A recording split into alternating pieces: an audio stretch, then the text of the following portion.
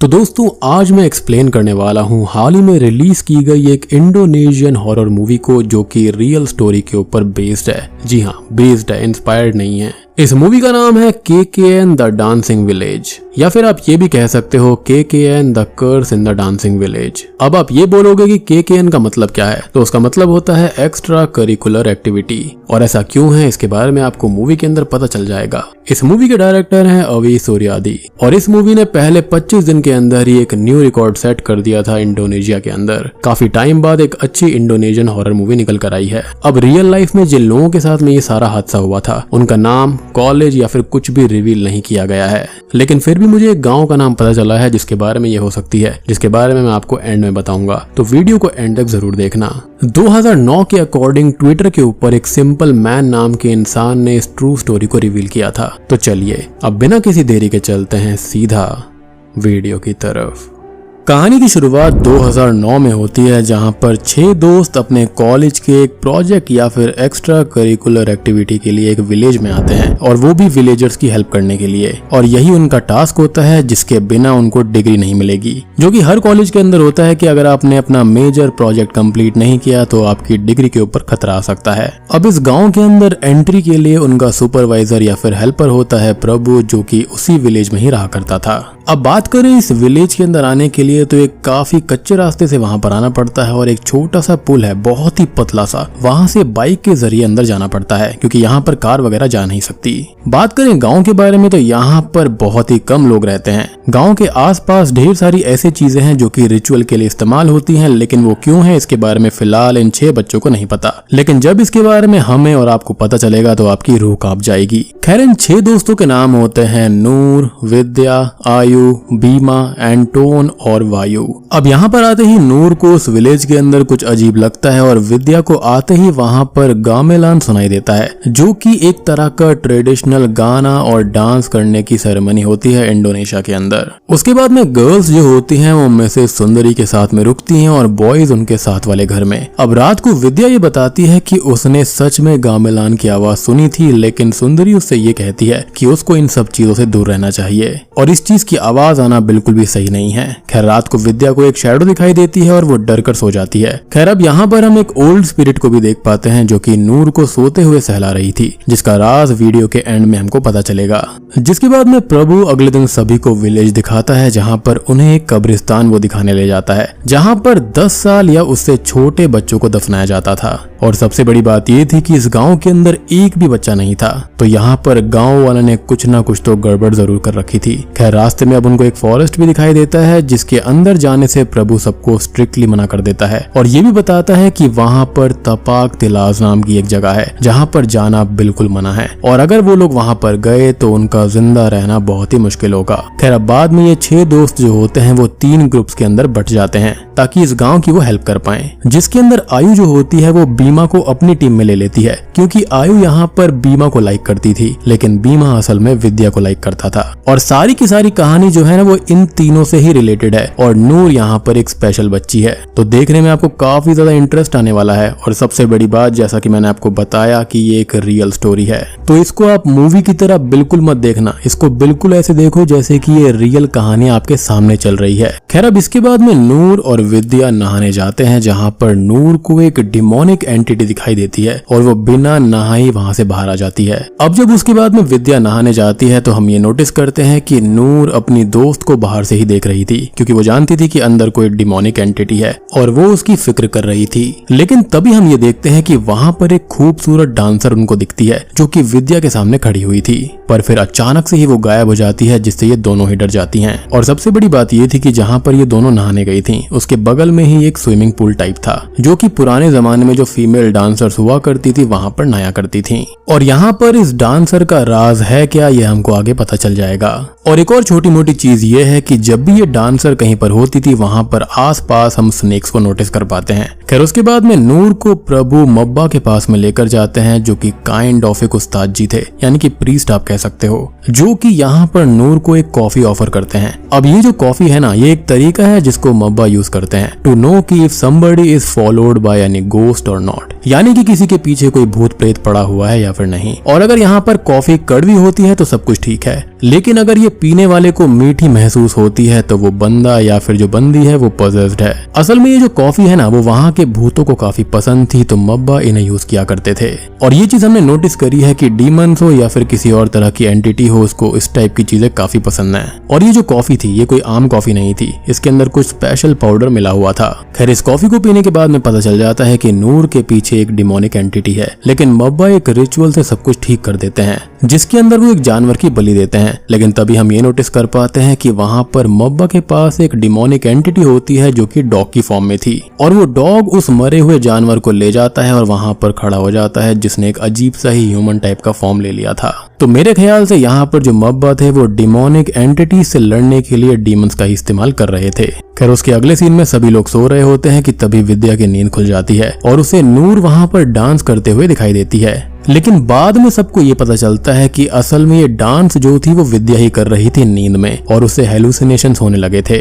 प्रभु अब उसको अगले दिन एंटोन और आयु के साथ में मब्बा के पास में लेकर जाता है, जहाँ पर एंटोन और आयु को कॉफी कड़वी लगती है लेकिन विद्या को मीठी लगने लगती है। तभी मब्बा यहाँ पर विद्या को एक टीका लगाकर ये बोलते हैं कि अब सब कुछ ठीक है और वो सेफ हो जाएगी। अब अगले सीन में एंटोन नूर को बताता है कि बीमा के साथ कुछ भी ठीक नहीं है, और उसके बेड के नीचे उनको बहुत ही अजीब चीजें रखी हुई मिलती हैं, जैसे कि कोई खाना या फिर कोई रिचुअल वाली चीज। वो ये भी कहता है कि उसे उसके कमरे से किसी औरत की आवाज आती है, और सबसे बड़ी बात कि वहाँ पर उनको सांप वगैरह भी दिखते हैं जो कि उस डांसर से ही रिलेटेड है। खैर उसके बाद में विद्या को नूर 2 बार दिखाई देती है, जिससे वो बहुत डर जाती है। सभी लोग उसको पानी लाकर देते हैं, लेकिन उसी वक्त उसके मुंह से एक बाल का बहुत बड़ा गुच्छा निकलता है, यानी कि मब्बा ने जो चीज करी थी वो काम नहीं आ रही थी। फिर बीमा और आयु एक बैंगल पर डिस्कस कर रहे होते हैं, जो कि बीमा ने असल में आयु को कहा था विद्या को देने के लिए, लेकिन वो ये कहती है कि वो बैंगल खो गया है, जिस पर वो काफी गुस्सा करता है, यानी कि यहाँ पर कुछ ना कुछ तो गड़बड़ चली रही थी।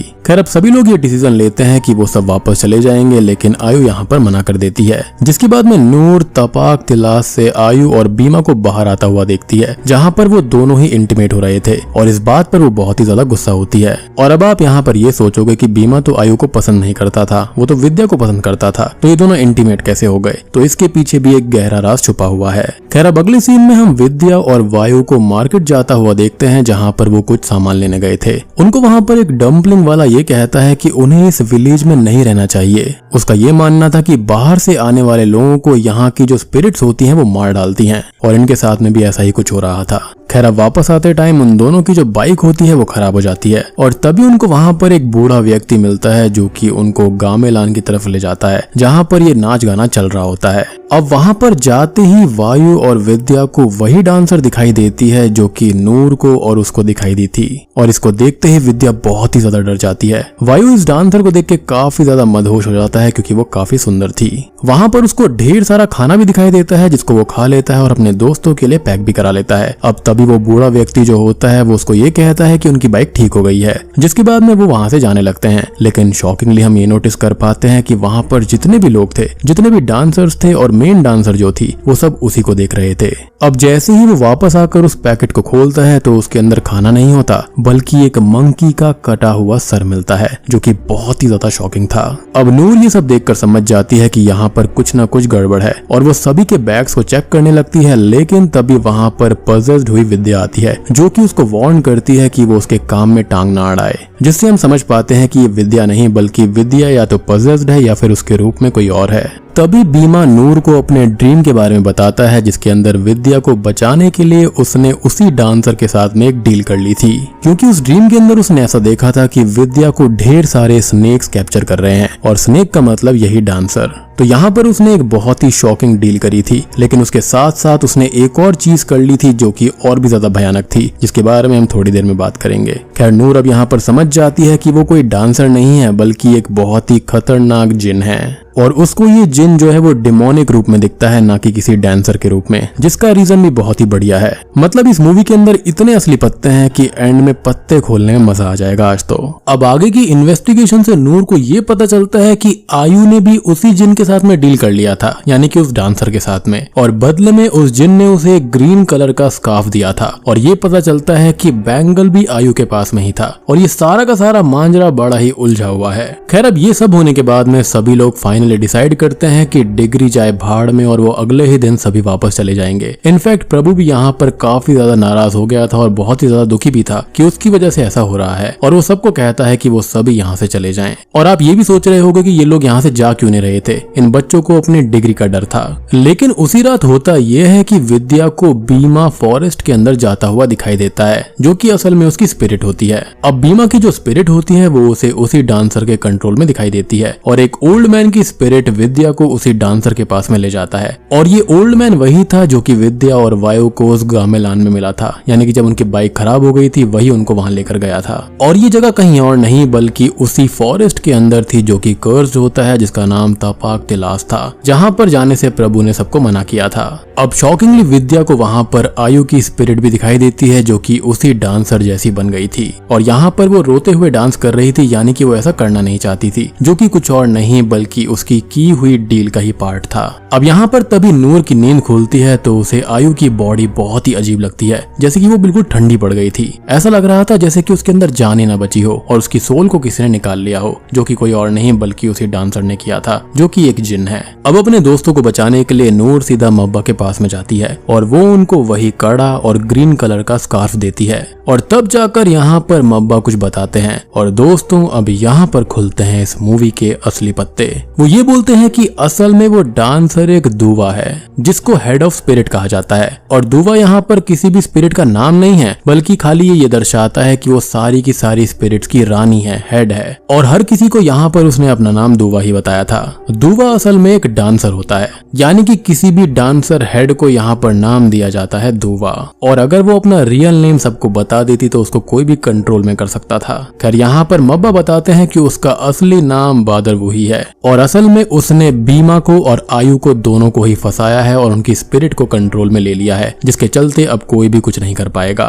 इनफैक्ट यहाँ पर विद्या को एक वार्निंग भी दी गई थी नूर के अंदर आई हुई ओल्ड स्पिरिट ने। आपको याद होगा कि स्टार्टिंग में एक ओल्ड लेडी की स्पिरिट थी जो कि नूर को पजेस कर लेती है, और वो विद्या को बताती है कि उसे बस खुद को संभालना होगा, वो बाकियों को नहीं बचा सकती। अब बात करते हैं कि ये दूवा यानी कि जो जिन है ये चाहती क्या है। तो मुझे ऐसा लगता है कि ये जो लेडी है वो इस गांव के अंदर बहुत टाइम पहले एक डांसर रही होगी, लेकिन कुछ ना कुछ गलत उसके साथ में किया गया होगा इस विलेज के द्वारा या फिर बाहर से आए हुए लोगों के द्वारा, जिसके चलते वो एक भटकती हुई जिन बन गई थी। लेकिन यहाँ पर उसके ऊपर नाचने का श्राप आज तक लगा हुआ था, तो यहाँ पर उसने आयु को खुद की जगह दे दी, यानी कि उसको एक दूवा बना दिया, और इसलिए ही आयु यहाँ पर नाचे जा रही थी। और हम पीछे उस जिन को देख सकते हैं जो कि शांति से बैठी हुई थी। तो असल में वो यहाँ पर एक लड़की को चाहती थी जिससे उसको आजादी मिल जाए और वो नाच गाना छोड़कर अपने डिमोनिक काम को अंजाम दे पाए। उसके आसपास में जितनी भी स्पिरिट्स थी उन सभी को उसने मारा होगा, जिसके बाद में उसने सभी स्पिरिट्स को कंट्रोल में ले लिया। अब आपने एक चीज नोटिस करी होगी कि गांव के अंदर आते ही विद्या को गामेलान सुनाई दिया था, यानी कि जिनका इनिशियल मकसद विद्या की स्पिरिट को कंट्रोल करके उसको दूवा बनाने का था। लेकिन बीमा ने विद्या को बचाने के लिए इस जिन से डील कर ली थी जब उसने विद्या की वैसी हालत देखी थी जब वो सांपों में लिपटी हुई थी। अब उस जिन ने ये डील की थी कि विद्या सेफ रहेगी जब तक वो रोज फॉरेस्ट के अंदर आएगा और उसके साथ में इंटीमेट होता रहेगा।